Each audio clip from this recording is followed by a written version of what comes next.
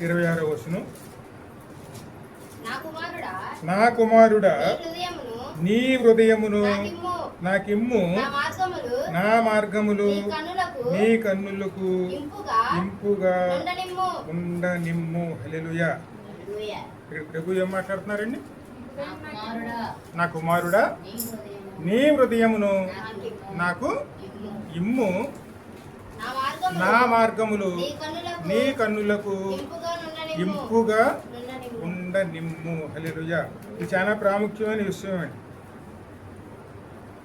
ఎందుకంటే సమస్తానికి మూలం హృదయమే. హృదయం ఎప్పుడూ కూడా ఎవరి ఆధీనంలో ఉండాలి? దేవునికి ఇచ్చేమనుకోండి, దేవుని ఆధీనంలో ఉందనుకోండి, అది నూరంతరిగా ఫలించే ఫలాలు మనకు అనుగ్రహిస్తుంది. అంటే పండిస్తుంది. అంటే ఆ పంటను మనం ఖచ్చితంగా అనుభవించే వరకు ఉంటామండి. సమస్తం అన్నిటికీ మూలాధారం హృదయమే. అందులో వేసిన విత్తనాలు బట్టే ఇక్కడ మన జీవితం ఆధారపడి ఉంటుందండి. మంచి విత్తనాలు వేసుకుంటే సంతోషకరమైన ఫలాలతోనూ ముందుకెళ్ళేవారు ఉంటాం. కానీ అక్కడ విత్తనం మనం ఏం పని చేయకుండా అలా వదిలిపెట్టేసామనుకోండి, అందులో ఏం మూలుస్తాయి? రకరకాల కలుపు మొక్కలు లోకలు ఉన్నాయని. అంటే ఎందుకంటే అప్పుడు పెద్దవాళ్ళు మాట చూడు, అడవిలా తయారయ్యేమేమిట్రా అని ఊరు. ఎందుకంటే కొన్ని విషయాలు నేర్చుకోకపోతే ఇంకా మన స్వభావాలు ఎలా మారిపోతాయి? ఆలోచన తీరు కానీ నడిచే విధానం కానీ అన్నీ కూడా ఒక అడవిలో మారిపోతాం. అడవిలో ఏముంటాయి? పిచ్చి మొక్కలు, కలుపు మొక్కలు, లేకపోతే ముళ్ళ మొక్కలు, రకరకాల అన్నీ ఉంటాయండి. అటువంటి స్వభావంలోకి వెళ్ళిపోతాం మనం. అందుకే ఎప్పుడు కూడా హృదయం ఎప్పుడు కూడా భద్రపరుచుకోవాలండి. అందుకే దేవుడు అడుగుతున్నారు, నా కుమారుడా నీ హృదయమును నాకిమ్ము. ఇక్కడ హృదయం అంటే ఏదైనా తోట లాంటిదే. మొట్టమొదటి మనిషిని సృష్టించినప్పుడు ఆ తోట కాపలాదారుడి కింద ఆయన మనుషుని పెట్టారు. అంటే ఆదామునే పెట్టారు. ఆవిడ బాధ్యతను ఇచ్చారు, సేద్యము చేసి నువ్వు ఇందులోనే ఉండు అని. సేద్యం చేయటం అంటే ఏమిటి? ఏదైనా కలుపు మొక్కలు ఉంటే తీసివేయాలి, ఏదైనా చీడపాయలు ఉంటే వాటిని నిర్మూలించాలి. ఎప్పుడు నీళ్ళు అవసరమో, ఎప్పుడు దానికి కావాలి ఎరువులు అవసరమో జ్ఞాపకం చేసుకుంటూ జాగ్రత్తగా చూసుకుంటూ దాని మంచి చెడులు అన్నీ చూసుకోవాల్సిన బాధ్యత దేవుడు మనిషికి ఇచ్చాడు. అది ఆత్మీయంగా చూస్తే మన హృదయం అండి. ఇది ఒక తోట లాంటిది. మంచి ఫలాలు ఉన్నాయనుకోండి, ఆ తోటలోకి వెళ్ళినప్పుడు ఏ తోటలోకి వెళ్ళండి, మంచి ఫలాలు ఇచ్చే తోట అయితే మనసుకు ప్రశాంతన ఇస్తుంది. కానీ అక్కడ ముళ్ళ మొక్కలతోనూ కలుపు మొక్కలతోనూ చెత్త అంతా నిండిపోయిన దాంట్లో అక్కడికి వెళ్ళామనుకోండి, మనసుకు ప్రశాంతత వస్తుంది, భయం వస్తుంది. అక్కడికి వెళ్తే భయమే వస్తుంది. కానీ మంచి తోటలు అయితే ప్రశాంతంగా ఉంటుంది, ఇంకా ఉండబుద్ధి అవుతుంది, మన ఉల్లాసంగా ఉంటుంది, మళ్ళీ మళ్ళీ రావాలనిపిస్తుంది కూడా మనకి ఇస్తుంది. అలాగే ఎప్పుడు కూడా హృదయం ఎప్పుడు కూడాను అది సేద్యము చేసుకుని దాన్ని సిద్ధపరుచుకునే వారు ఉండాలి. అందుకే మొట్టమొదట దేవుడు మనసుకి ఇచ్చిన బాధ్యత సేద్యం చేసుకునే బాధ్యత అండి. మనం చేసుకునే విధానాన్ని బట్టి మా జీవితం ఆధారపడి ఉంటుందండి. అందుకే మన హృదయాన్ని ఎవరికి ఇవ్వాలి? దేవునికి ఇచ్చుకునే వారు ఉండాలి. దేవునికి ఇచ్చుకుని అక్కడ దేవుని మార్గాల్లో నడుచుకునే వారు కింద మన జీవిత విధానాలని మనం అక్కడ చక్కబరుచుకునేవారు ఉండాలి. అప్పుడు జీవితం అంతా కూడా సంతోషంతోనూ సమాధానంతోనూ వెళ్తుంది. అదే 4వ అధ్యాయం సామెతల్లో చూడము. ఇంకా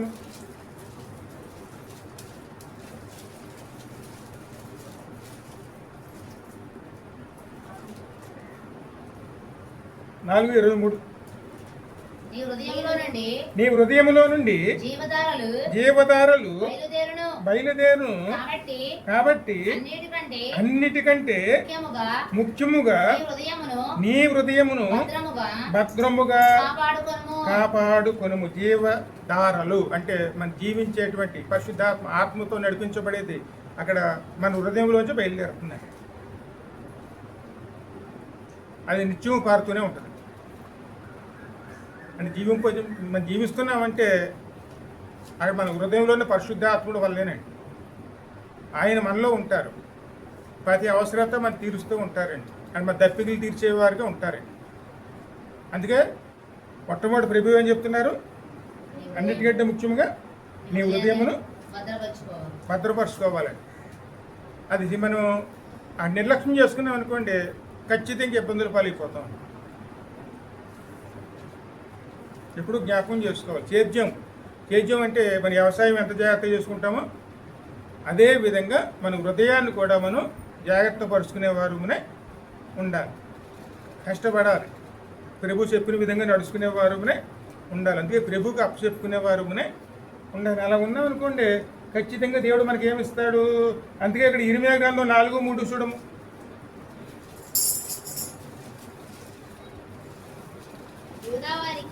యూదా వారికిని యెరూషలేము నివాసులకును యెహోవా ఇలాగు సెలవిచ్చుచున్నాడు,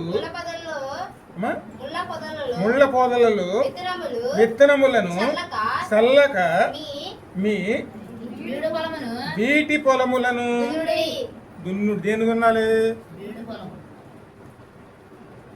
అందుకే విత్తనాలు ఏమిటి? దేవుని వాక్యం అండి. ఆయన ద్వారా మనం సేద్యం చేసుకో. ఎందుకంటే మాట యోహాను సువార్త 15వ అధ్యాయంలో కూడా అన్నారంటే మంచి వ్యవసాయకుడే. ఆయన చేతికి అప్పచెప్పుకున్నాం అనుకోండి, సంతోష ఫలాలు ఎన్ని ఉన్నాయి చూడండి, 9 ఉంటాయి చూడండి. ఆ ఫలాలతో మనం అభివృద్ధి చెందేవారునే అవన్నీ మనలోనే నీరు కట్టి ఫలింపజేస్తారు. ముందు వాక్యం అనే దానితో, అంటే వాక్యం అంటే దేవుని మాట, దేవునికి మన హృదయం అప్పచెప్పినప్పుడు ఆ వాక్యమే మనల్ని తీర్చిదిద్దే విధంగా ఉంటుంది. కలుమొక్కలు అనుకోండి, పీకి అవతల పడేస్తుంది. అన్ని రకాలుగా అన్ని విధాలుగా ఆయన మనలో క్రియలు చేస్తూ ఉంటారు. అలాగే పరిశుద్ధాత్మ అనే నీరుతోనూ అవసరానుకూలతని మనకు సమృద్ధమైన నీరుతో తృప్తిపరిచే వారి కింద ఆయన ఉంటారు. ఇవన్నీ జరగాలి అంటే ఖచ్చితంగాను మెలకువ కలిగి ఉండేవారునే ఉండాలి. మెలకువ ఉండాలి. ఎందుకంటే వ్యవసాయదారుడు ఏం చేస్తారంటే ఉదయం వెళ్ళగానే 4 మూలలు వెళ్ళి ముందు పొలం పరిస్థితులు గట్టి మీద నుంచి చూడండి. నిజంగా మంచి వ్యవసాయం మీద ప్రేమ ఉన్నప్పుడు అయితే మయానికి వెళ్ళి లోపల పరిస్థితి ఎలా ఉందో తెలుసుకుని దాన్ని బట్టి ముందు చేసుకుంటాడు. ఊరిని 4 గట్లు తిరిగి వచ్చిన వాడు ఎప్పుడు కూడా అది పరిపూర్ణంగా వ్యవసాయం చేసినట్టు కాదండి. లోపల దిగి పరిస్థితి ఎలాగున్నదో జాగ్రత్తగా గమనించుకుని దాని ప్రకారం సేద్యం చేసుకున్నవాడే ఫలాలు ఎక్కువగా పొందుకుంటాడు. మనం కూడా అంతే. ఇది పైన చూసుకునే వారు ఉండకూడదండి. వాక్యం ద్వారా మనం ఆత్మీయంగా మనం పరిశీలన చేసుకునే వారునే ఉండాలి. ఎప్పుడైతే మనం అలా ఉంటామో మన బీటి భూమిని మనం దున్నుకుని సరైన విధంగా మనం ఫలాలు పొందుకునే వారునే ఉంటామండి. అది జాగ్రత్తగా ఉండాలన్నమాట. అందుకే ప్రభు అంటున్నారన్నమాట, ముందు నీ బీటి భూమిని దున్నుడి, అవిధేయులుండటం మాని నీ దుష్టక్రియలను బట్టి ఎవడును ఆర్పివేయలేనంతగా నా ఉగ్రత అగ్ని వలె కాల్చకుండానట్లు యూదావరులారా, యెరూషలేము నివాసులారా యెహోవాకు లోబడి ఉండుడి. మరి హృదయం అదే కదా అనుకోవచ్చు మీరు. ఎందుకు హృదయం మందా దేవుందా? ఎందుకంటే ఏదేం తోట ఎవరిది? ఆదాముదా లేకపోతే దేవుందా? దేవుడు ఏమిచ్చాడు బాధ్యత? నా తోట నువ్వు జాగ్రత్తగా చూసుకోండి అన్నారు. అలాగే ఈ హృదయం దేవుంది. దాన్ని పరిపూర్ణంగా దాన్ని సేద్యము చేసుకుంటూ యజమానికి లోబడుతూ, యజమాని అనేటువంటి పరిశుద్ధాత్మక ఆలయంగా, అంటే ఆయన వచ్చి సంతోషపడే విధంగా దాన్ని తీర్చిదిద్దుతున్న వారునే ఉండే. అది మన బాధ్యత. ఆ బాధ్యత నెరవేర్చుకోవాల్సిన బాధ్యత ఎవరిది? దేవునికి లోబడాలి. లోబడి మనం సరి చేసుకోవటం అంటే మాటకు అర్థం ఏమిటి? మన హృదయాన్ని సరి చేసుకోవాలి. అది సరి చేసుకోలేదనుకోండి చెడు ఆలోచనలు వస్తాయి, చెడు క్రియలు వస్తాయి. అంటే యజమానికి విరుద్ధమైన ఆలోచనలు అని చెప్పింది ఒక బాధ్యత, మరి చేసేది ఒక పని. అటువంటి స్థితిలోకి వెళ్ళిపోతాయి. అవిధేయులై ఉండక, అవిధేయులు అన్న మాటకి ఏమిటి? పొలానికి వెళ్ళినటువంటి ఎవరి పనివారు అక్కడ ఆ యజమానికి వ్యతిరేకంగా ఏం పని చేయాలి? అవిధేయులు అన్న మాటకి అర్థం ఏమిటి? చెప్పిన పని ఒకటి, చేసే పనులు వేరేగా ఉంటాయి. అలా ఉండటం వల్ల ఏమి జరుగుతుంది? అని కోపం వస్తుంది. అలాగే దేవుడు మనకి ఏం చెప్తున్నారో గ్రహించుకుని మన హృదయంలోనూ ఆయన విత్తనాలు వేస్తున్నానికి సిద్ధపడే ఉండే విధంగాను దేవుని వాక్యానికి లోబడే వారునే ఉండాలి. ఎప్పుడు అవిధేయులే ఉండకూడదండి. యజమానికి భయపడేవారునే ఉండాలి. భయపడి మన జీవిత విధానాలని చక్కబరుచుకునేవారునే అమ్మ సామెతలు ఎందుకు చదివారు చూడము. 4వ అధ్యాయం ముందు చదవండమ్మా.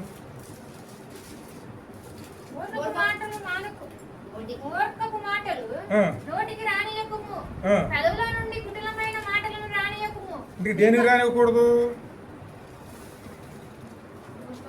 మూర్ఖపు మాటలు ఎక్కడి నుంచి వస్తాయి?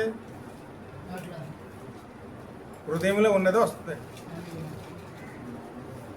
అదే విధంగా కుట్టిల్లు మాటలు అంటే ఏమిటి?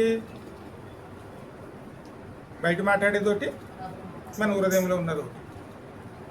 అటువంటి వచ్చినప్పుడు వాళ్ళు కనిపెట్టలేకపోవచ్చు, కానీ దేవుడు ఖచ్చితంగా కనిపెడతాడు. అప్పుడు దేవుడికి ఏమొస్తుంది? కోపం, ఉగ్రత. అందుకే ఎన్నిట్లో కూడా ఎవరికి భద్రంగా ఉండవు అంటే దాన్ని జాగ్రత్తగా ఉండవలసిన బాధ్యత ఎవరిది? మందేనండి. నువ్వు చదువమ్మా. నీ కన్నులు అటు ఇటు చూడక సరిగ్గాను నీ కనురెప్పలు నీ ముందర సూటిగాను, ముఖ్యకు సూటిగా ఉండే మనస్తత్వం అండి. అవసరాన్ని బట్టి మనం నడుచుకునే విధానం కాదండి. ముక్కుకి సూటితనం.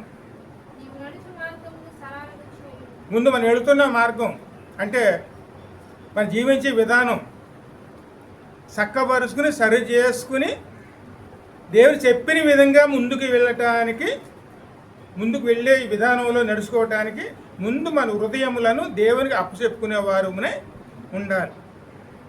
మన చేతిలో ఉంటే అది ఏనాడు కూడాను అది యోగ్యంగా ఉండదండి.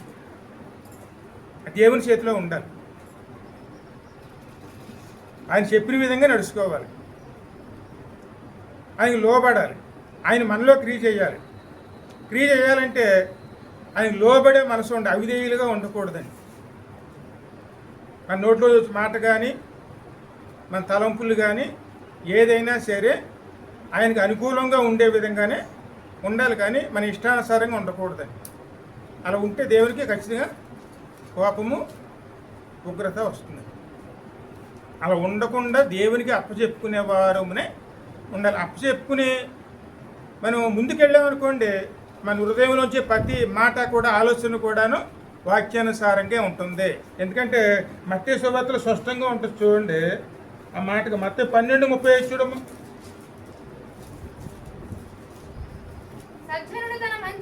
ఎందుకంటే సజ్జనుడు అమ్మ దేనిలోంచి? మంచి ధననిధిలోంచి సద్విషయములను తెచ్చును. ఎందుకంటే దుర్జనుడు చెడ్డ ధననిధి నుంచి అటువంటి సద్విల విషయాలని తెచ్చును. నేను మీతో చెప్తున్నది ఏమనగా, మనుషులు పలుకు ప్రతి వ్యర్థమైన మాటకి వాటిని గూర్చియు విమర్శనా దినమున లెక్క అప్పచెప్పవలసి ఉన్నది. యజమాని వస్తాడు. వచ్చినప్పుడు సాయంకాలం వచ్చినప్పుడు మనం ఏం చేసామో, ఏ విధంగా ముందుకెళ్ళామో అని లెక్క అప్పచెప్పవలసిన బాధ్యత మన మీద ఉంటుంది. ఆయన వస్తారు, ఖచ్చితంగా వస్తారండి. వచ్చినప్పుడు మనకి ఇచ్చిన బాధ్యతలు ఏ విధంగా ఉన్నాయి? ఎందుకంటే మన హృదయం మన ఆధీనంలో లేదనుకోండి, ఇంక దాన్ని పట్టించుకోలేదనుకోండి, ఖచ్చితంగాను ఈ లోకదేవుడి వైపుకి వెళ్ళిపోతాయి. వాడ ఆలోచనలు వస్తాయి. కోపాలు, ఆవేశాలు, మస్తరాలు అన్ని రకాలు. ఎందుకంటే అవన్నీ ఎన్ని రకాలు ఉన్నాయి? ఈ శరీర ఫలాలు ఎన్ని ఉన్నాయండి?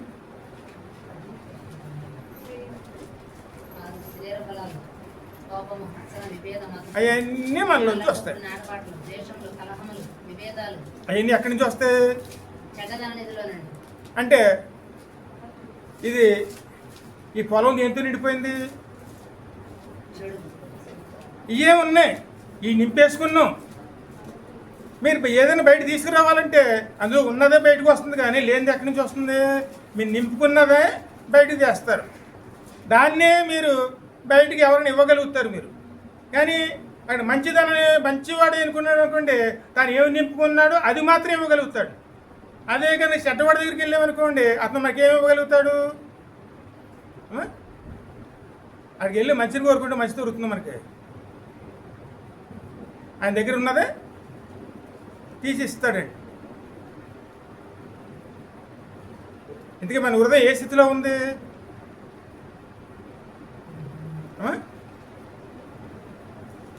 ఎందుకంటే మన విషయాలు మనకు తెలుసు, ఎవరో మనకు చెప్పక్కర్లేదండి. ఈ సమయంలో మన హృదయం ఎలాగుంది, ఏ పరిస్థితిలో ఉంది? దేవుని వాక్యమైన విత్తనంతోనూ మొలిసి ఆత్మీయ ఫలాలతో నిండి ఉందా? లేకపోతే ఇక్కడ దుర్జనుడు అంటే ఈ లోకాధికారి అయినటువంటి సాతాను ఆధీనంలోనే మన హృదయం ఉందా? సాతాను ఆధీనంలో ఉంటే దుష్టాత్మ మనలో ఉంటాడు, కానీ దేవుని ఆధీనంలో ఉంటే పరిశుద్ధాత్ముడే మనలో ఉంటారు. ఇప్పుడు పరిశుద్ధాత్మ క్రియలు మనలో కనపడితే సంతోషం వస్తుందా? లేకపోతే ఇక్కడ దురాత్మ మనలో ఉన్నప్పుడు మనకు సంతోషం వస్తుందా? ఆత్మ మనలో ఉండాలంటే ముందు మన హృదయాన్ని మనం చక్కబరుచుకునేవారునే. చక్కబరుచుకోవడం ఏమిటి? ఆ బాధ్యతను దేవునికి అప్పచెప్పాలి, వాక్యానికి అప్పచెప్పాలండి. అందుకే నా కుమారుడా నీ హృదయమును నాకిమ్ము. అందులో జీవదారులు వస్తే వాటిని నువ్వు భద్రంగా కాపాడుకోను, భద్రంగా కాపాడుకోవాలండి. అక్కడ జీవదారులు అంటే జీవించే విధానాలు. కష్టాలు ఎందుకు వస్తున్నాయి, నష్టాలు ఎందుకు వస్తున్నాయి, బాధలు ఎందుకు వస్తున్నాయి, శ్రమలు ఎందుకు వస్తున్నాయి? దానికి కారణం ఏమిటి? ఆత్మ పరిశీలన చేసుకునే వారికి ఉన్నామనుకోండి, వాటి నివారణ కూడా మనం సరైన సమయంలో చేసుకోవడానికి అవకాశం అనేది ఉంటుంది. నివారణ అనేది పరిశీలన చేసుకున్నప్పుడే మనం చేసుకోగలుగుతామండి. మనం దాన్ని అలా పట్టించుకోకుండా ఉండిపోయామనుకోండి, అక్కడికి ఏది మిగులుతుంది మనకి?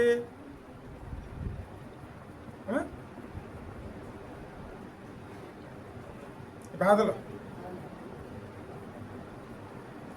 సమాధానం ఉండవలసిన చోట సమాధానం లేకపోవటం, అశాంతి, ఇవన్నీ కూడా మనలో ఏలుబడి చేస్తాయి. నీతిమంతులుగా పిలువబడ్డాం, ఏసు రక్తం చేత మనకి కడగబడ్డాం, బాప్తిసాలు తీసుకున్నాం, బలారాధన తీసుకుంటున్నాం, అన్ని రకాలుగా యోగ్యులుగా మార్చబడ్డామండి. కానీ ఈ కలుపు మొక్కల వల్ల వచ్చే అశాంతి మనలో రావడానికి కారణం ఏమిటి? ఈ బాధలు రావడానికి కారణం ఏమిటి? వెంటనే నివారణ అనేది అక్కడ మనం జరిగించుకునే వారునే ఉన్న అప్పుడు అండి నూరంతర ఫలాలు రావడానికి కారణం. ముందు మన భూమిని మనం సరి చేసుకోవడానికి ప్రయత్నం చేస్తే ఫలితాలు కూడాను అదే విధంగా ఉంటాయి. అక్కడ విలాప వాక్యాల్లో ఉంటుంది చూడండి, 3వ అధ్యాయంలో 39వ వచనం నుంచి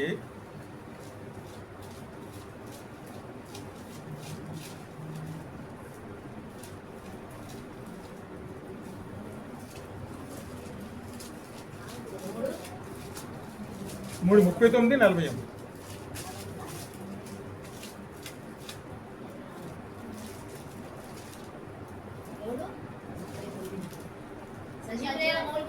సజీవులు ఎలా మూలుగుతున్నారు?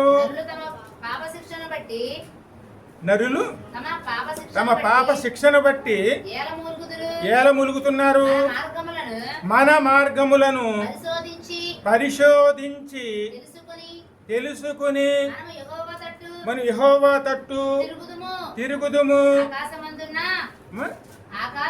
ఆకాశమునందున్న దేవుని తట్టు మన హృదయములను మన చేతులను ఎత్తుకొందము. అంటే మన హృదయం ఎటువైపు తిప్పాలి? దేవుని వైపు. ఎందుకు వస్తున్నాయి బాధలు? ఆ శ్రమలు కుటుంబాలు ఎందుకు ఏర్పాటు చేస్తున్నాయి? ఆ చెడు వ్యసనాలన్నీ మనలోనే ఎందుకు వస్తున్నాయి? మన ఆలోచన తీరు ఎందుకు మారుతుంది? అంటే చిన్న చిన్న విషయాలు కూడా మన కోపాలు రావటం ఏంటి, ఇంట్లో తగాదాలు రావటం ఏంటి, ఇంట్లో ఇబ్బందులు రావటం ఏంటి, సమస్యలు రావటం ఏంటి, సుఖంగా ఉండవలసిన చోట అప్పులు పాలు అవ్వటం ఏంటి, ఇన్ని రకాల ప్రయాసాలు రావడానికి కారణం ఏమిటి? అవి మనకి అర్థం కాదండి. అప్పుడు ఎవరి వైపు తిరగాలి? మనం దేవుని వైపు తిరగాలి. సజీవులకి మనకి ఈ కష్టాలు ఏమిటి అని అంటున్నారండి. ఆ మాట అన్నది ఇరువై ప్రవక్త. ఈ కష్టాలు ఏమిటి? మీరు రక్షించబడి ఉన్నారు, దేవుని బిడ్డలు మీరు. మరి అలాంటిదప్పుడు ఈ శ్రమలన్నీ రావడానికి కారణం ఏమిటి? మొట్టమొదటి మనం ఆత్మపరిశీలన చేసుకుందాం, పరిశోధించుకుందాం. దేంతో పరిశోధించుకోవాలి? వాక్యముతోనే. దేవుని వాక్యముతోనూ మనం పరిశోధించుకోవాలి. ఎక్కడ లోపం ఉన్నది, దాని సమస్య కారణం ఏమిటి, ఏం చేస్తే అది బాగుపడుతుంది, ఎలా ముందుకు వెళ్ళాలి. ఆత్మ పరిశీలన ఎప్పుడైతే మనం చేసుకుంటామో లోపం కనపడినప్పుడు దాని నివారణ కూడా మనం చేసుకునేదానికి వీలు పడుతుంది. అవన్నీ మానేసి మనం ఇక్కడ శరీరానికి మాత్రం విలువనిస్తూ దాన్ని సంతోషపెట్టుకోవడానికే మనం శ్రమ పెడుతూ ఉన్నాం అనుకోండి, మరి ఆత్మీయ జీవితం మన పరిస్థితి ఎలాగుంటుంది? ఇవన్నీ ఆత్మీయకి సంబంధించిన విషయాలండి. ఆత్మీయ జీవితం బాగుంటేనే మన జీవితం బాగుంటుంది. ఈ లోక జీవితం కాదండి. ఆత్మీయ జీవితం కనుక బాగుందంటే ఖచ్చితంగా పరిశుద్ధాత్మలు మనలో సంతోషంతో తన క్రియలు జరిగించేవారుగా ఉంటారండి. అందుకే ఆయన అంటున్నారు, మొట్టమొదట మన జీవిత విధానాలను మార్గాలను పరిశీలన చేసుకుందాం. ముందు యెహోవా వైపు తిరుగుతాం, మన హృదయాన్ని తిప్పుకుందాం, మన చేతులు తిప్పుకుందాం, ఆయననే ఆశ్రయిద్దాం.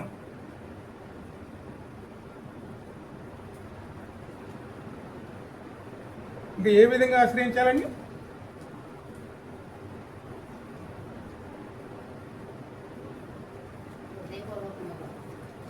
సరే, మీరు కీర్తన 139 కీర్తన చూడమ్మా.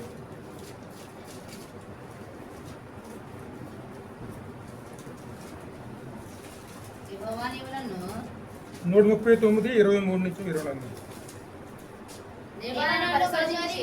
దేవా నన్ను నీవు పరిశోధించి నా హృదయమును తెలుసుకొనుము. అమ్మా, అంటే మనం తెలుసుకోగలమా? అమ్మా, ఎవ్వరూ కూడా మనం పరిశీలన చేసుకోలేమండి. పరిశీలన చేసుకున్నాం అనుకోండి, అంతా మనకు బాగానే కనపడుతుంది. ఎందుకంటే మనం తప్పు చేసే ఉంటే మనం ఒప్పుకోం, అంగీకరించం. మనం ఇక్కడ మన లోపం తెలవాలంటే ఇప్పుడు మన ముఖం ఎలాగుందో మనం చెప్పగలమా? ఎందుకంటే మన ముఖమే కదా. ఇప్పుడు ఎలాగుందో చెప్పాలంటే మనకేం కావాలి? అర్థం కావాలి. అర్థం లేకపోతే అంతే కదండి, మన పక్కనే ఉంది కదా, దూరం కూడా లేదు కదా మనకి. ఆ శక్తి మనకి లేదు. అంటే ఒకసారి చూసిన వెంటనే దాన్ని జ్ఞాపకం చేసుకుని ఇలా ఉంటుందని చెప్పలేము మనం, వెంటనే మర్చిపోతాం. మనం అర్థంలో చూస్తూ చెప్పగలం. అలాగే మన పరిస్థితి మనకు తెలియజేయాలంటే దేవుని ద్వారా మాత్రం జరుగుతుంది. అందుకే నిత్యం వాక్యం ఎందుకు మనకి?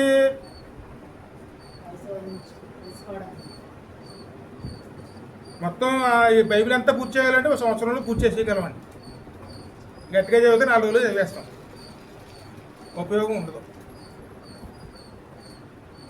అన్ను దినమును జ్ఞానం చేసుకుంటూ ఉంటే ఏ రోజు మనకి ఏది అవసరం అనేది దేవుని ద్వారా మన పరిస్థితిని దేవుడు తెలియజేయటానికి అనుదినము కూడా మనం దాన్ని జ్ఞానం చేసుకున్న వారమే. అర్థం ఒక రోజు చూసుకుంటే సరిపోదు, జీవించినంతకాలం కూడా అది ఉపయోగించుకో. అలాగే వాక్యం కూడా జీవించిన విధానం అంతా కూడాను వాక్యం ద్వారా మనల్ని పరిశీలన చేసుకునే వారమనే ఉండాలి, పరిశోధించుకోవాలండి.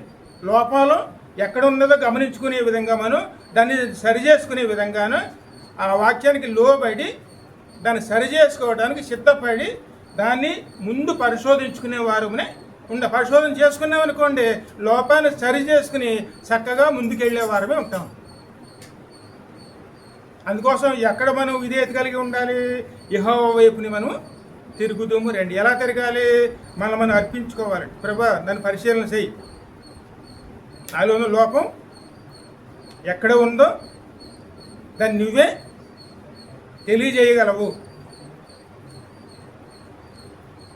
ముంచదు అక్కడ నన్ను పరీక్షించి నా ఆలోచనను తెలుసుకొనుము. నన్ను పరీక్షించి నా ఆలోచనలను తెలుసుకొనుము.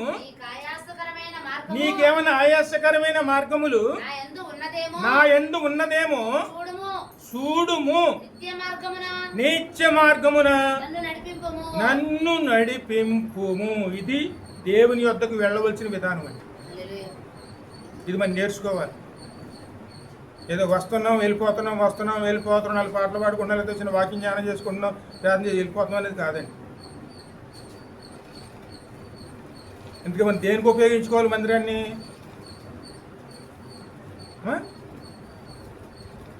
ఇది మన ఏదైనా తోట సేద్యం చేసుకున్నాం అనుకోండి, ఫలాలతో నింపబడతాం. సేద్యం చేసుకోలేదనుకోండి, అందులో ఏం మూలిస్తాయి?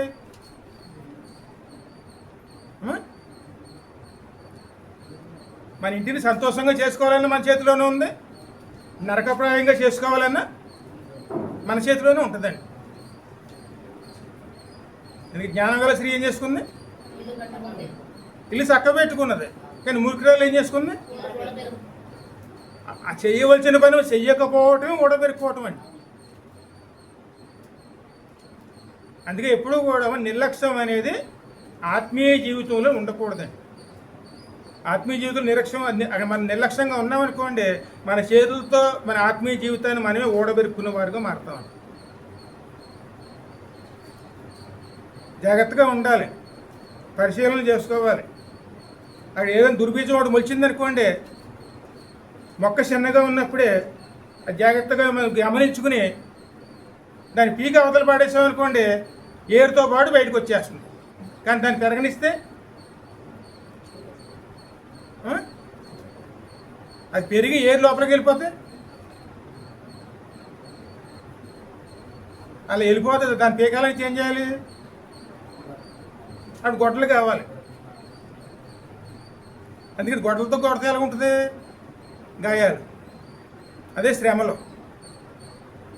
అందుకే ప్రభు చెప్తాను, మెలకుగా ఉండాలి, జాగ్రత్తగా ఉండాలి, ఆత్మీయ జీవితాన్ని పరిశీలన చేసుకుంటూ ఏ సమయంలో మనం ఏం చేయాలో దాన్ని జాగ్రత్తగా చేసుకుంటూ వెళ్ళే బాధ్యత మొట్టమొదటి దేవుడు ఇచ్చిన బాధ్యత మనకి, దాన్ని సద్వినియోగం చేసుకునే బాధ్యత మనకి ఇచ్చారండి. మనం చేసుకుంటున్నప్పుడు మన ప్రతి పనిని కూడాను యజమానికి తెలియజేసి చేసుకునే వారమునే ఉండాలి. అది యజమానికి ఇవ్వాల్సిన గౌరవం అండి. ఆయనకు లోబడే మనస్తత్వం, ఆయనకు తెలియజేసుకుని ఆయన సహాయంతో ఆయన ఆలోచనతో మనం పూర్తి చేసుకునే వారమునే ఉన్నామనుకోండి, అది యోగ్యమైనటువంటి పరలోకంగా మారుతుంది. ఆత్మీయ ఫలాలతోనూ పరిపూర్ణంగా నింపబడి ఉంటాం. అప్పుడు సాతానికి అవకాశమే ఉండదు. ఇది మనం జీవించే విధానం అని. అందుకే నన్ను మొట్టమొదటి అడిగారు, నా కుమారుడా నీ హృదయమును నాకు ఇమ్ము. ఆయన ఏమే మనకి సంపాదన అంతా తెచ్చిచ్చేమనలేదు ఆయన. చాలామంది దేవుణ్ణి దేంతో పోలుస్తామని మనం? కానుకలతో. ఎక్కువ వేస్తే ఎక్కువ ప్రేమించేవారు అనుకుంటాం, తక్కువ వేస్తే ప్రేమించలేదు అనుకుంటాం. ఆ విధంగా దేవుడిని తూకం వేస్తే అక్కడ మన కార్యాలు ఎలా జరుగుతాయండి? మనకి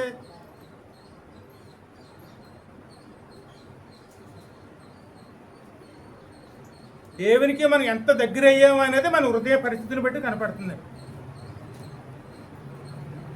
అని పరిపూర్ణంగా ఆయన మీద అనుకున్నాం అనుకోండి, ఇంక మన హృదయం ఎక్కడ ఉంటుంది?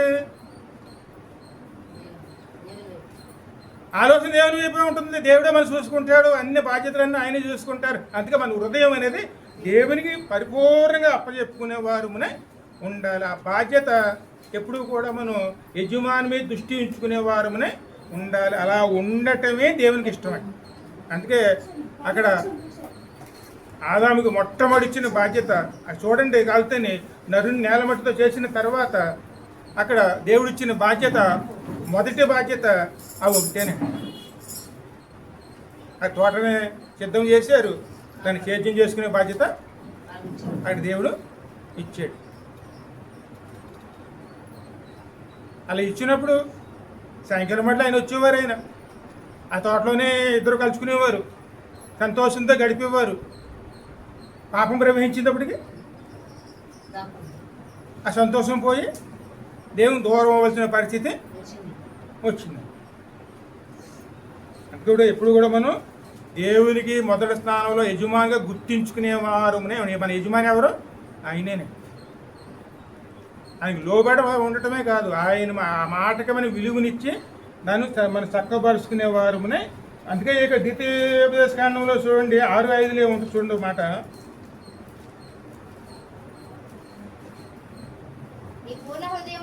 నీ పూర్ణ హృదయముతోను, నీ పరిపూర్ణ ఆత్మతోను, నీ పూర్ణ శక్తితోను నీ దేవుడైన యెహోవాను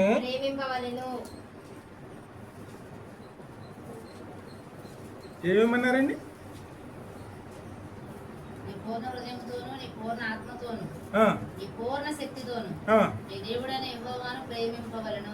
ఇదే మన ప్రేమించే ప్రేమలోను ఒక భాగం కాదండి ఇవ్వటం.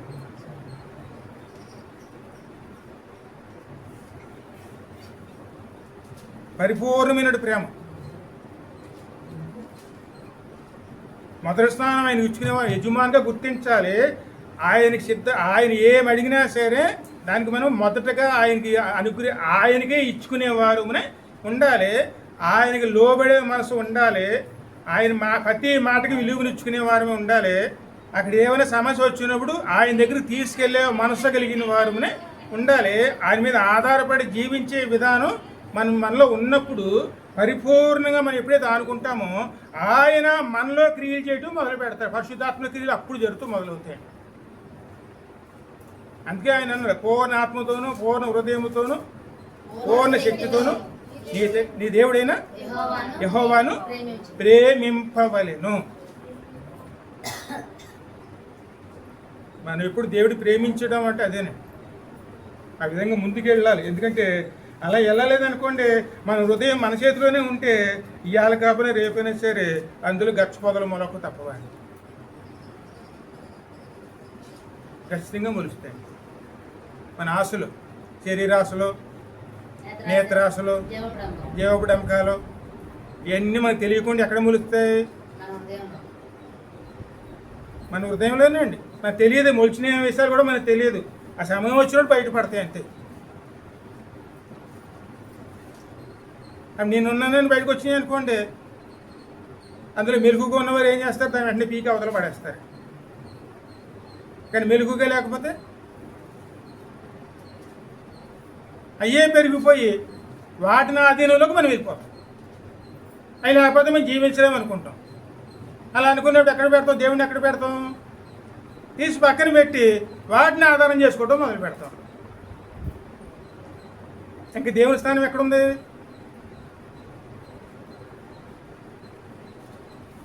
ఇంక దేవునికే స్థానం లేకపోతే ఇంట్లోనూ మరి ఇల్లు ఎవరికి ఆధీనంలో ఉంటుందండి?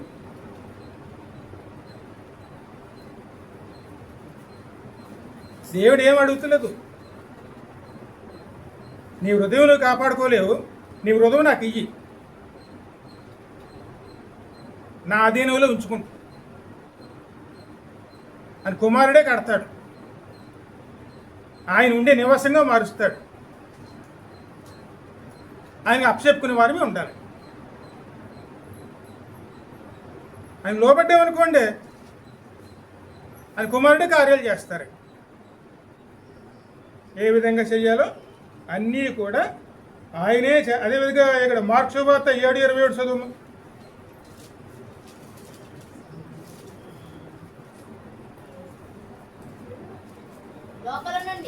లోపల నుండి అనగా మనుషుల హృదయంలో నుండి దురాలోచనలు ఏమొస్తాయి? దురాలోచనలను దురాలోచనలు, జారత్వమును జారత్వములు, దొంగతనములను దొంగతనములు, నరహత్యలను నరహత్యలు, వ్యభిచారములను వ్యభిచారములు, లోభములను లోభములు, చెడుతనములు చెడుతనములు, కృత్రిములను అమ్మా? కృత్రిమలను ఆ, ఇంకా కామవికారమును కామ వికారములు, మత్సరమును మస్త్రములు, దేవదూషణయు దేవదూషణలు, అహంభావమును అహంభావములు, అవివేకమును అమ్మా? అవివేకము అవివేకములు. వచ్చును. ఇవన్నీ ఎక్కడి నుంచి వస్తున్నాయి? లోపల నుండి, మనుషుల హృదయంలో నుండి. మీరు నిర్లక్ష్యంగా ఉన్నారనుకోండి ఇవే మొలుస్తాయి. మరి ఇవి ఉంటే దేవుడు మనకు దగ్గర అవుతాడు, దూరం అవుతాడు. దూరం. దేవుడు దూరం అవటానికి కారణం మన హృదయంలోనే ఉంది కదండి. అందుకు కారణం ఎవరు? మరి ఎవరినో అనుకుంటే మనకి ఏమొస్తుందండి? మనం చేయవలసిన బాధ్యత మనం చేయకుండా మమ్మల్ని ఎవరో ఏదో చేశారు, ఏ సాతాను వచ్చి మనం ఏం పడ్డాడో కాదండి. సాతాను అని అనుకుంటాం మనం. అంతకన్నా ముందు మూర్ఖత్వం మన నిర్లక్ష్యంగా ఉండటం అండి. ఎప్పుడైతే మనం నిర్లక్ష్యంగా ఉన్నామో, ఎందుకంటే ఇంట్లో ఉన్నవాడు నిర్లక్ష్యంగా ఉంటే తలుపులు తీసి పెట్టేసుకుంటే అర్ధరాత్రి దొంగ రాకుండా ఉంటాడా? అదే జాగ్రత్తగా ఉంటే ఎవడొచ్చినా అక్కడ మనకు పోవడానికి అవకాశం అది. ఎందుకంటే మెరుగుగా ఉన్నాం, అక్కడ పోరాడే వాదంగా ఉంటాం. మనం మన ఇంటికి రమ్మన్నా వాడు రాడు. అందుకే జాగ్రత్త. మనం ఉన్నప్పుడే మన హృదయాన్ని కాపాడుకోగలుగుతాం. అందుకే ఆయన అంటున్నాడు, అవి ఎక్కడో లేవు, నీ హృదయంలోనే ఉన్నాయి, అయ్యే బయటకు వస్తాయి. అందుకే హృదయం ఎవరి చేతిలో ఉండాలి? దేవుడికి అప్పచెప్పుకునే వారునే. అందుకే నా కుమారుడా నీ హృదయమును నాకు ఇమ్ము. ఎంత దారుణంగా ఉంటుందంటే అక్కడ పరిస్థితులు ఒకసారి చూడండి. సామెతలో స్పష్టంగా అర్థమవుతుంది చూడండి. 24వ అధ్యాయంలో 28 నుంచి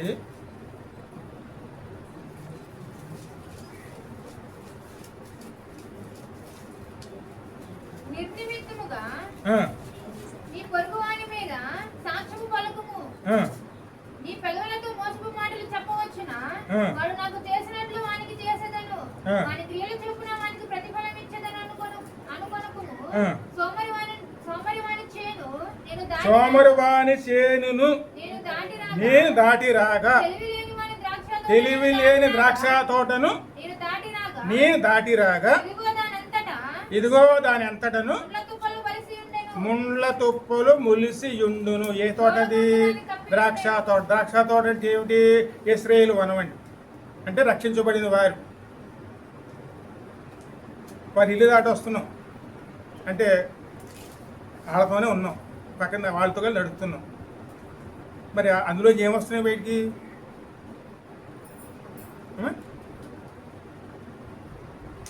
చేతిలో బైబిల్ లేకపోతే, చేతిలోకే బైబిల్ లేకపోతే ఇద్దరు కలిసి వెళ్తే అన్యులుగా అనుకుంటామా, దేవుని బిడ్డలుగా అనుకుంటామా? ఈ రోజుల పరిస్థితులు బట్టి. చేతిలో బైబిల్ లేకపోతే వాళ్ళు దేవుని బిడ్డలా లేకపోతే అన్యులా అని తెలుసుకోగలుగుతాం. ఎందుకంటే వాళ్ళ మాట తీరులు ఎలా ఉంటుంది, వాళ్ళ ప్రవర్తన ఎలా ఉంటుంది, వాళ్ళ నడవడిక ఎలా ఉంటుంది. దేవుని బిడ్డలే, ఆరాధన ఉండదు,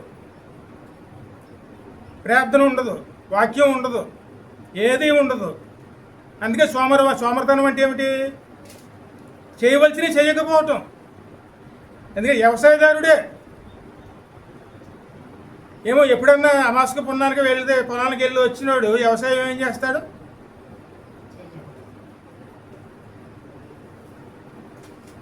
ఆ చూసి పక్క వాళ్ళు ఏమంటారు? ఆత్మీయ జీవితం అండి ఇది. ఆత్మీయ జీవితం కూడా వ్యవసాయమే. ఆత్మీయ జీవితానికి వ్యవసాయానికి యజమాని ఎవరు? యెహోవా. ఆయన యజమాని ఊరుకుంటాడా?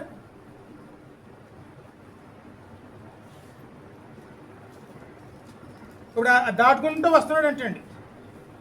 వస్తుడికి ఏం కనపడుతుంది అక్కడ? ముళ్ళ తప్పలు, దూలగుండ్లు ఉన్నాయి, పల్లేరికాయలు ఉన్నాయి. ఇవన్నీ ఎక్కడ ములుస్తాయండి?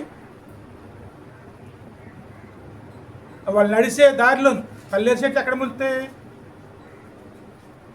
పల్లేరు చెట్లు కానీ దూడగుండలు ఎక్కడ ములుతాయండి? మరి నడిచే మార్గంలోనే కనపడతాయి. మరి మన ప్రయాణం ఎలా ఉంటుంది అప్పుడు?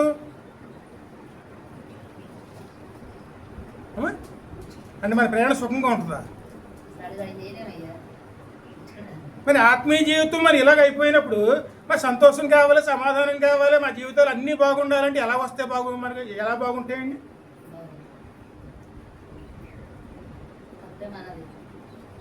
అదే చెప్తున్నాను నేను. ఇద్దరు దేవుని పెట్టి వెళ్తున్నారు. వెళ్ళినప్పుడు ఒక తోటలోంచి వెళ్తున్నాడు, పక్కన చూస్తున్నాడు. అంత మునుపు 2 మాటలు విన్నాడండి ఆయన. తప్పుడు సాక్ష్యాలు చెప్పకు అన్న మాట విన్నాడు కదా. కొంచెం ముందుకు వెళ్ళాడు. వెళ్ళేటప్పటికి ఒక తోట కనపడింది. తోట పరిస్థితిని చూస్తున్నాడు. ఆయన వెళుతున్న గట్టు మించి వెళ్తున్నాడు. కానీ అడుగు తీసి అడిగేద్దామంటే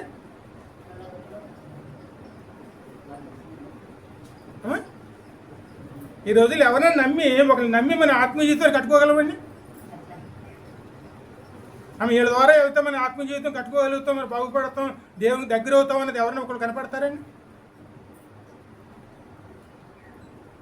మన అలాంటిదప్పుడు దేవుని సంతోషం ఎలా ఉంటుంది?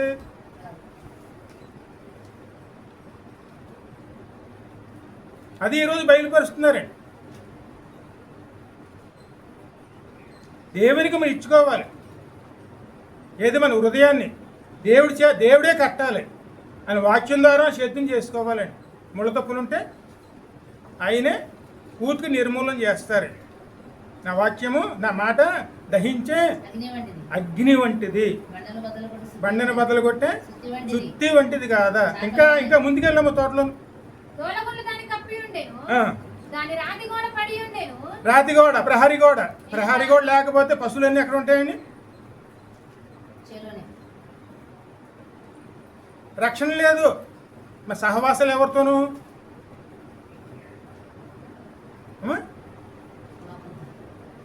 ఆ నెల సహాయం చేస్తే వీరే వారు అవుతారు, వారి వీరు అవుతారు. ఎక్కడ దేవునికి కంచి లేదు, హద్దులు లేవు.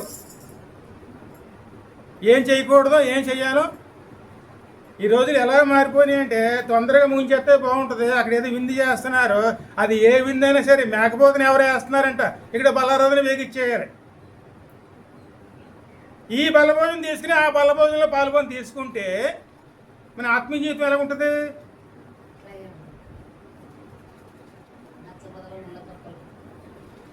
మా బంధువులండి, ఇంక మనం ఏం చెప్పగలమండి? ఇంకా అంతే. కంచి అంటే ఏమిటి? రాతి గోడ అంటే క్రీస్తు కాపుదల.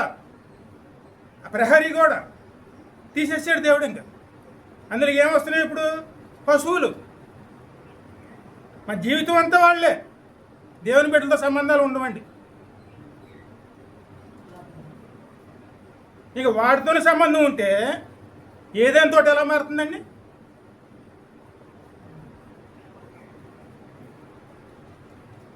ఇంతకీ ఏదైనా తోటలో ఎవరు ఉండాలి?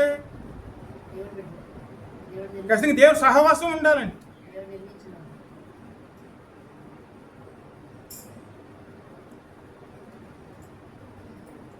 ఇంకా ముంచదు. దాన్ని చూసి యోచన చేసుకుంటేని దాన్ని కనిపెట్టి బుద్ధి తెచ్చుకుంటుంది. ఎలా కనిపెట్టుకున్నాడు ఆయన? పరిశీలన. అమ్మో రేపు నా జీవితం కూడా ఇంతే కదా. ఆత్మ పరిశీలన. బుద్ధి తెచ్చుకోవడం అంటే ఏమిటి? దేవుని వైపు తిరగటం. మా పరిస్థితి కూడా ఇంతే కదయ్యా. అది బుద్ధి తెచ్చుకుని ఏం చేసుకున్నాడు ఆయన? ఇంకా కొంచెం నిద్ర, ఇంకా కొంచెం కునుకుపాటు, పరుండటగా ఇంకా కొంచెం చేతులు ముడుచుకున్నట. వీటి వల్ల నీకు దరిద్రం. నాతో సాలము మొట్టమొదటి తెలుసుకోవాలి. మనం బుద్ధి తెచ్చుకుంటాం. ఎప్పుడైతే మనం ఆ విషయం జాగ్రత్త పడ్డామో, బుద్ధి తెచ్చుకున్నామో, వెంటనే మనం చేయవలసినవి అన్నీ కూడా మనం చేసుకుంటాం. మనం ఏం చేయాలి? ఇక్కడ మనం ఏం చేయాలో విలాప వాక్యాలు 2వ అధ్యాయం 12-13 వస్తున్నారంటే చూడము.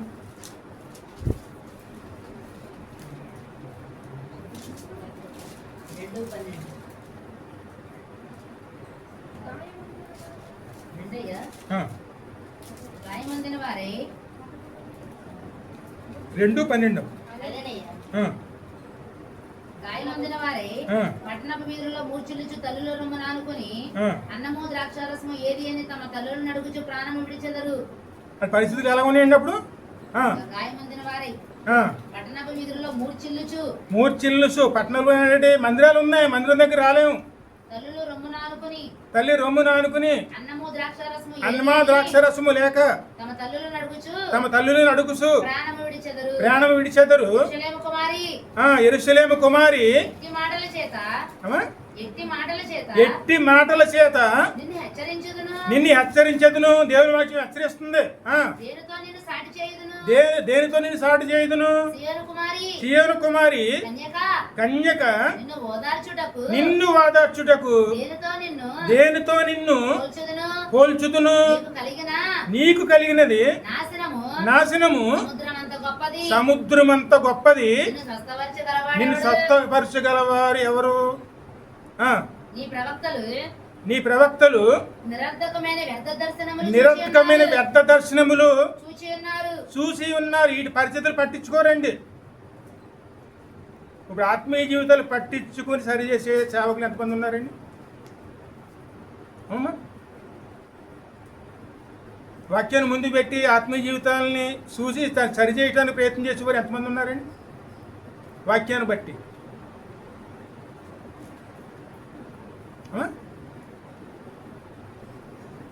వాక్యానికి లోపెడతారు, వారికి లోపెడతారు.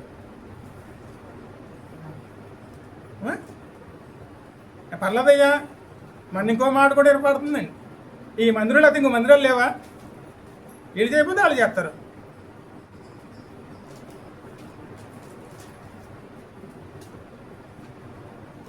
ఆ మనస్తత్వంలోకి వెళ్ళిపోతే ఇక మన పరిస్థితులు ఎలా ఉంటాయండి? ఇది పరిస్థితి అండి. ఇంకా చదువు. నీవు చెరలోనికి పోకుండా తప్పించుటకై వారిని దోషములను నీకు వెల్లడి చేయలేదు.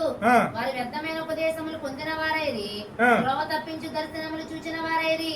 త్రోవని వెళ్ళు వారందరూ నిన్ను చూచి చప్పట్లు కొట్టెదరు. వారి యెరూషలేము కుమారుని చూచి పరిపూర్ణ సౌందర్యము గల పట్టణమనియు సర్వభూరి వాసులకు ఆనందకరమైన నగరమనియు జనులు ఈ పట్టణమును కూర్చి ఏనా చెప్పిరి అని అనుకొనుచు గేలి చేసి తల ఊచెదరు. నీ శత్రువులందరూ నిన్ను చూసి నోరు తెరచెదరు. వారు ఎగతాళి చేసి పండ్లు కొరుకుచు దాన్ని మృంగివేసి ఉన్నాము. ఇదే కదా మనము కనిపెట్టిన దినము, అది తడాస్తించెను, దాన్ని మనము చూచి ఉన్నాము అని అనుకునేదరు. యెహోవా తాను యోచించిన కార్యం ముగించి ఉన్నాడు. పూర్వ దినములలో తాను విధించినది ఆయన నెరవేర్చి ఉన్నాడు. శేషము లేకుండా నిన్ను పాడు చేసి ఉన్నాడు. నిన్ను బట్టి శత్రువులు సంతోషించినట్లు చేసి ఉన్నాడు. ఈ పగవారి శృంగమును హెచ్చించి ఉన్నాడు. జనులు హృదయపూర్వకంగా యెహోవాకు మొరపెట్టుదురు. సీయోను కుమారి ప్రాకారమా, నదీ ప్రవాహము వలె దివారాత్రము కన్నీరు పారనిమ్ము.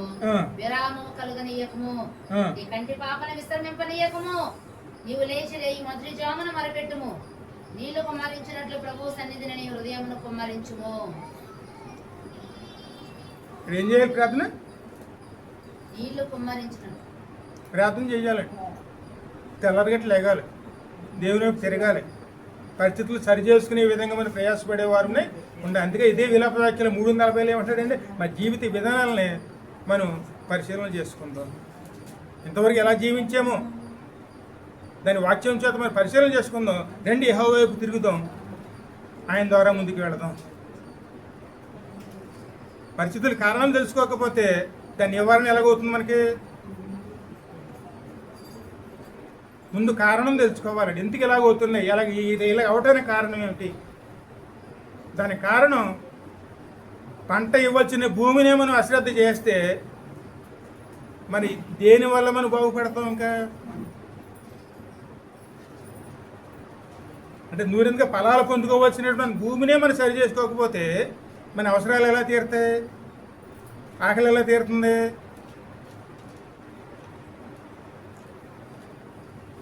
మెలుగుగలిగి ఉండాలండి, దేవుని వైపు తిరగాలి. లోపాలు సరిచూసుకోవడానికి దేవుని ప్రయాసపడేవారునే ఉండాలి. అడగాలి, ప్రభుని అడగాలి. ప్రభు మా హృదయాలను సరిచేయండి, మీరే మమ్మల్ని నడిపించండి.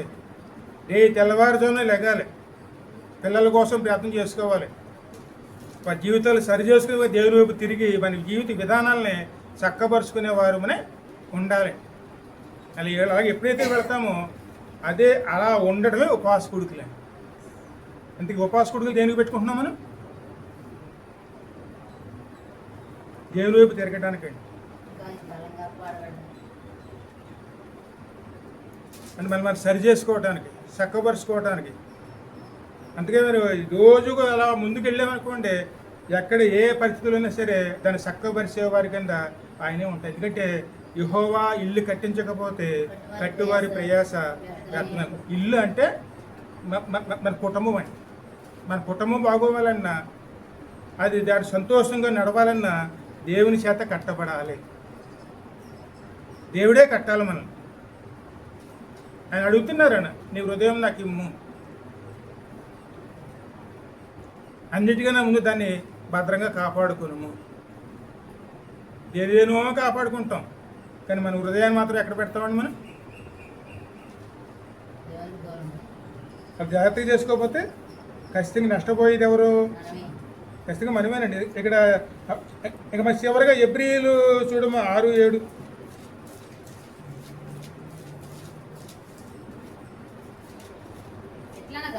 ఎట్లనగా భూమి తన మీద తరచుగా కురియు వర్షము త్రాగి ఎవరి కొరకు వ్యవసాయం చేయబడును వారికి అనుకూలమునైన పైరులను ఫలించుచు దేవుని ఆశీర్వాద వచనములు పొందును. అయితే ముళ్ళ తుప్పలను కచ్చతీగలను దాని మీద పెరిగిన ఎడల అది పనికిరానిదని విసర్జింపబడిన శాపము పొందదగినదవును, తుదకది కాల్చి వెయ్యబడును. వ్యవసాయం కనుక సరిగ్గా చేసుకోకపోతే కొద్ది రోజులకి అది సౌజ్ఞాల కింద మారిపోతుంది. అందుకని అంటాం చూడాలి, ఇటు మేఘానికి పనికిరాదు, మెట్టకో పనికిరాదు, కడకొచ్చేసరికి పనికిరాని భూమి కింద మారిపోతుంది. మొట్టమొదటి చేసుకోవాలని పని మనం మన భూమిలో ఉన్న లోపాలని వెంటనే సరి చేసుకుని సేద్యానికి అనుకూలంగా మలుచుకునే వారునే మొట్టమొదటి కష్టపడవచ్చు. కానీ అది కనుక సరి చేసుకోగలిగామనుకోండి, అందులో వచ్చి ఫలాలు ఎలా ఉంటాయి మనకి?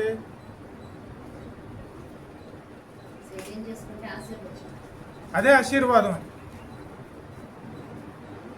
ఇప్పుడు కష్టార్జితాన్ని దేవుడు ఆశీర్వదిస్తాడు, కానీ మన సోమర్థనంగా మనం కూర్చుంటే మనకి దేవుడు ఏ ఆశీర్వాదం రాదండి. కష్టపడాలి, ఆత్మీయంగా మనం దేవుళ్ళు కష్టపడ్డామనుకోండి, ఫలితాలు కూడా అదే విధంగా దేవుడు ఇస్తాడు. ఆత్మీయ జీవితం ఎప్పుడు కూడాను కష్టపడకుండా ఏది రాదు. కష్టపడాలి, ప్రార్థన చేయాలి, దేవుని వాక్యం జ్ఞానం చేసుకోవాలి, దేవుని సన్నిధిలో నిలవాలి, దేవుని సన్నిధిని అశ్రద్ధ చేయకూడదండి.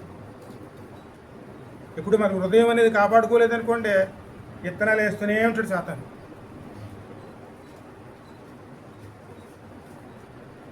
మనిషి కుమారులు విత్తనాలు వేసుకెళ్ళిపోయారు, వాళ్ళ వెనకాల ఎవడొచ్చాడండి? వచ్చి శుభ్రంగా గురుగులు ఎత్తుకుంటూ పోయారు. వీళ్ళు చూసుకోలేవు, రెండు మలుచుకొని రెండు అలాగే కనపడతాయి. ఎందుకంటే కోనంగి దుబ్బులోను వరి ఆకు ఎలా కనబడుతుంది? మొట్టమొదట ఓకే ఎలాగ ఉంటుంది. అది ఎప్పుడు తెలుస్తుంది? కనుకులేసాక తెలుస్తుంది. ఏది కోనంగి దుబ్బ, ఏది వరి దుబ్బ. మొట్టమొదటి జ్ఞాపకం చేసుకో. జాగ్రత్త లేకపోతే విత్తనాలు చేసాడు. తీర పీకుదామన్నప్పటికీ వీటిని మించిపోయి అవి వచ్చేసినాయండి. పీకుదామంటే ఇవి కూడా వచ్చేస్తాయి. వాటిని పీకుదామంటే పూర్తిగా జీవితం పోతుంది. అప్పుడు అన్నమాట, వీటిని పెరగనివ్వండి, వాటిని పెరగనివ్వండి, కోత టైం వచ్చినప్పుడు వేరు చేసి ధాన్యములు కొట్లో వేసుకుని కలుపు గింజలను అగ్నిలోను పడవేయుదుము. అదే తీర్పు దేని వరకు వస్తుంది. అదిగా మెరుగుగా ఉంటే అంత దూరం వెళ్ళక్కర్లేదు, నూరంతర ఫలాలు వస్తాయి. మంచి విత్తనం దగ్గర కలుపు మొక్క కలిసి మొలిచేది బలిసింది అనుకోండి, దాన్ని అనిచేసిందంటే మంచి ఫలాలు ఎక్కువ వస్తాయి, కలుపు ఫలాలు ఎక్కువ వస్తాయి. ఇది 1, 2 అన్నట్టు దేవుని ఆశీర్వాదం పొందుకోగలుగుతాం, కానీ ఆ తర్వాత వచ్చే శ్రమలు ఎలా ఉంటాయి? అందుకే జాగ్రత్తగా ఉండాలి. దేవుని చేతిలోనే మనం నిలిచేవారునే ఉండాలి. ప్రభువుకి అప్పచెప్పేయాలండి. అందుకే ప్రయాసపడి భారాలు మోస్తున్న సమర్థ జనులారా నా యొద్దకు రండి, నేను మీకు విశ్రాంతిని ఇస్తాను. దేవుని చేతిలో దేవుని ద్వారా మనం ముందుకు వెళ్ళామనుకోండి, మన ప్రయాసలంతా కూడా ఆయన భరిస్తారు. అందుకే ఆయన ఈ లోకానికి ఎందుకు వచ్చారు? ఆయన ఈ సేవ చేయడానికి వచ్చాను, కానీ చేయించుకోవడానికి స్పష్టంగా ఉంటుందన్నమాట. మన జీవితాన్ని దేవునికి అప్పచెప్పుకున్నాం అనుకోండి, ఏదైనా తోటలా మలుస్తుంది. ఆయన భుజస్కంధాల మీదే మన భారాన్ని మోసుకి ఆయన ద్వారా నడుచుకునేవారు ఉండాలి. ఆ నిర్ణయం తీసుకోవటమే రక్షణ. అందుకే ఆయన శరీరాన్ని తీసుకుంటున్నాం, రక్తాన్ని తీసుకుంటాం. అయ్యా నీ నిర్ణయంలో ఉన్నాం, మీ మార్గంలోనే ఉన్నాం, మీతోనే ఉన్నాం, నా జ్ఞాపకంగాను మీరు చేసిన క్రియలు బట్టి నేను రక్తం తీసుకుంటున్నాను, నీ శరీరం తీసుకుంటున్నాను, మీరే మమ్మల్ని నడిపించాలి. పరిపూర్ణంగా దేవుని మీద అనుకున్నాం అనుకోండి, ఆ బాధ్యతలన్నీ కూడా ఆయన తీసుకుంటారు. అందుకే ప్రార్థన చేసుకుందాం, చిన్న ప్రార్థన చేసుకుని ముందుకు వెళదాం.